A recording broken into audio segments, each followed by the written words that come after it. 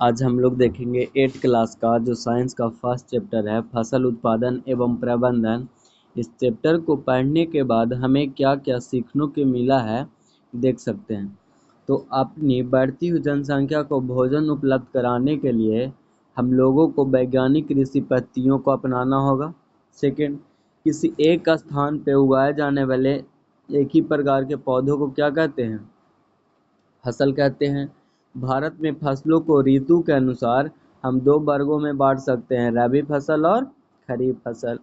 जुताई करके मिट्टी तैयार करना तथा उसे समतल करना जरूरी होता है। इस कार्य के लिए हल तथा पाटल का उपयोग किया जाता है ना। बीजों को मिट्टी में उचित गहराई पर बोना तथा उनके बीच उचित दूरी पर रखना अच्छी उपज के लिए जरूरी है। बीजों की अच्छी किस्म का चयन करके स्वस्थ बीजों को बोया जाता है। सीड ड्रिल की मदद से बुआई की जाती है ना, ताकि समान दूरी पे अच्छा ढंग से बो सकें।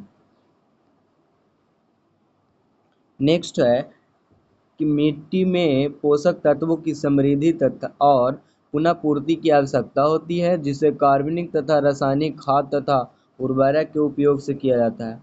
फसलों की नई किस्मों को आने से रासायनिक उर्वरकों के उपयोग में क्या होती है? बहुत वृद्धि होती है। उचित समय एवं अंतराल पर फसल को पानी देना क्या कहलाता है? सिंचाई कहलाता है।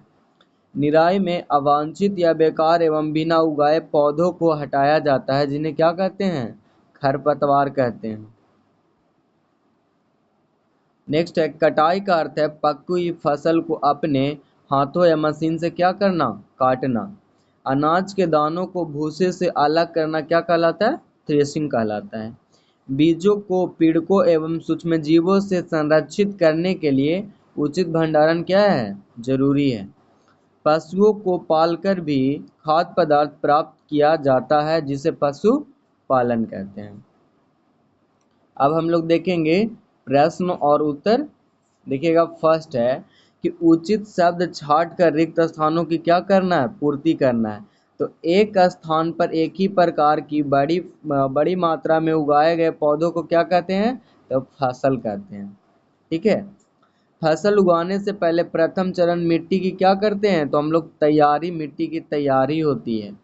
क्षतिग्रस्त बीज जल की सतह पर क्या करते हैं? तैरने लगते हैं। मतलब जो बीज, जिसको बोलते हैं धान का अगर बीज होता है तो पथरी होता है, तो क्या होती है? तैरने लगती है। फसल उगाने के लिए पर्याप्त सूर्य का प्रकाश एवं मिट्टी से क्या मिलता है? तब पोषक मिलता है तथा जल की प्राप्ति होती है। नेक्स्ट देखेंगे कि कॉलम ए और शब्दों का मिलान कॉलम बी से करना है। तो खरीफ फसल होती है। खरीफ फसल कौन है? तो धान एवं मक्का है। रबी फसल कौन है? तो रबी फसल जो शीत ऋतु में बोया जाता है, तो गेहूं, चना, मटर है। रासायनिक उर्वरक क्या है? तो रासायनिक उर्वरक है यूरिया है, सुपर फास्फेट है। और कार्बनिक जो खाद है वो क्या है? तो कार्बनिक खाद पशु अपशिष्ट, गोबर, मूत्र एवं पादप अवशेष हैं। थर्ड देखेंगे हम लोग कि खरीफ का यहाँ पे दिया हुआ कि दो दो उदाहरण दीजिए। खरीफ फसल में आपका क्या क्या आएगा? तो खरीफ फसल में धान एवं मक्का आएगा, और रबी फसल में गेहूं, चना, मसूर, खेसारी, बहुत चीज भी आ सकते हैं। अब नेक्स्ट है कि निम्न पर अपने शब्दों में एक पैराग्राफ लिखिए। पहला क्या है? मिट्टी तैयार करना, इस पे लिखना है। सेकंड, बुआई पे लिखना है। थर्ड, निराई पे लिखना है। और क्या करना है? थ्रेसिंग पे लिखना है। ठीक है। तो हम लोग देखेंगे यहाँ पर कि मिट्टी तैयार करना, यह प्रक्रिया फसल उगाने का प्रथम चरण है। मतलब पहले हम लोग क्या करते हैं? मिट्टी को तैयार करते हैं। मिट्टी को पलटने और पोला बनाने में पौधों की जड़ें गहराई तक जाकर क्या करती है? श्वसन कर सकती है। मतलब जितना ज़्यादा गहराई होगा, अब ऐसा नहीं है कि पूरा गड्ढा कर दिया जाए, मतलब 1 से 2 बित्ता है ना, अपने आंगुल से नाप करके। पोली बनाई हुई मिट्टी में केंचुए और सूक्ष्मजीवों को वृद्धि में सहायता मिलती है और मिट्टी को और अधिक पोला पर ह्यूमस बनाते हैं।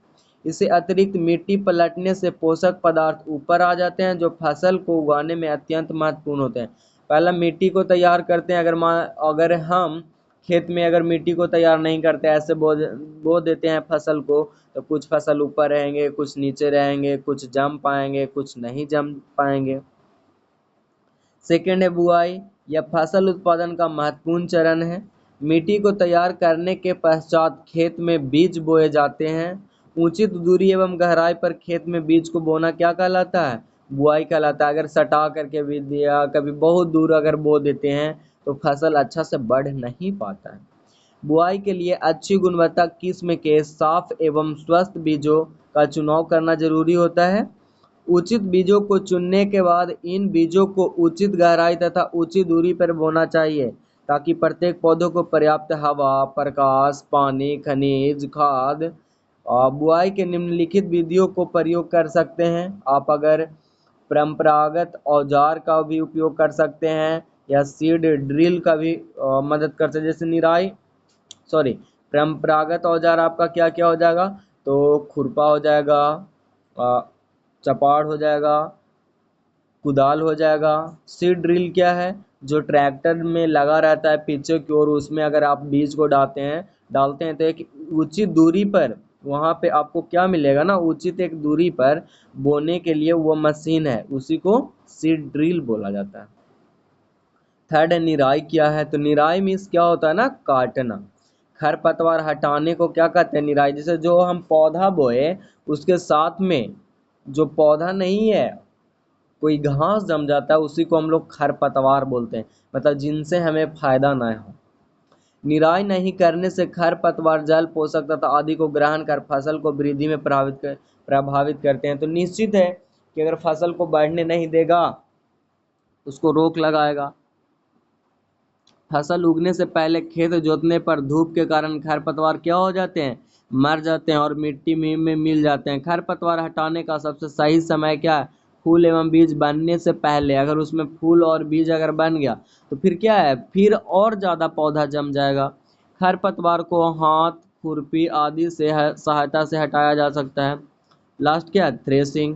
थ्रेसिंग क्या होता है? जब अगर मेरा धान का फसल अगर पक जाता है, गेहूं का या और किसी भी अन्य फसल का अगर हो जाता है, तो उसको हम क्या करते हैं? थ्रेसिंग मशीन के द्वारा हम उसका अनाज को अलग करवा लेते हैं। जैसे खेतों से काटी गई फसल को, बीजे या दानों को भूसे से अलग करने के प्रक्रम को क्या कहते हैं? थ्रेसिंग कहते हैं। थ्रेसिंग करने के कई तरीके हो सकते हैं, जैसे छोटे खेत वाले किसान अनाज के दानों को फटक कर विनोइंग द्वारा अलग करते हैं, और बड़े खेत वाले कंबाइन मशीन का प्रयोग करते हैं।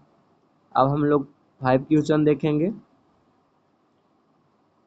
उर्वरक खाद किस प्रकार विहीन है? खाद, और ऐसे बोल सकते हैं कि खाद और उर्वरक में क्या अंतर है? तो खाद एक प्राकृतिक पदार्थ है जो गोबर, मानव अपशिष्ट एवं पौधों के अवशेष विघटन से प्राप्त होता है। उर्वरक एक अकार्बनिक लवण है। खाद खेतों में बनाई जाती है, इसका उत्पादन कारखानों में होता है। तीसरा पॉइंट देखेंगे, इसमें मिट्टी को प्रचुर मात्रा में ह्यूमस प्राप्त होती है, इसमें मिट्टी को ह्यूमस प्राप्त नहीं होती है। खाद्य पादप पोषक अपेक्षाकृत कम मात्रा में होता है, इसमें पादप पोषक प्रचुरता में होती है। यह पानी में अघुलनशील होने के कारण इसका अवशोषण क्या होता है? धीरे धीरे होता है। या पानी में घुलनशील होने के कारण इसका अवशोषण शीघ्र हो जाता है। तो मिलते हैं नेक्स्ट वीडियो में।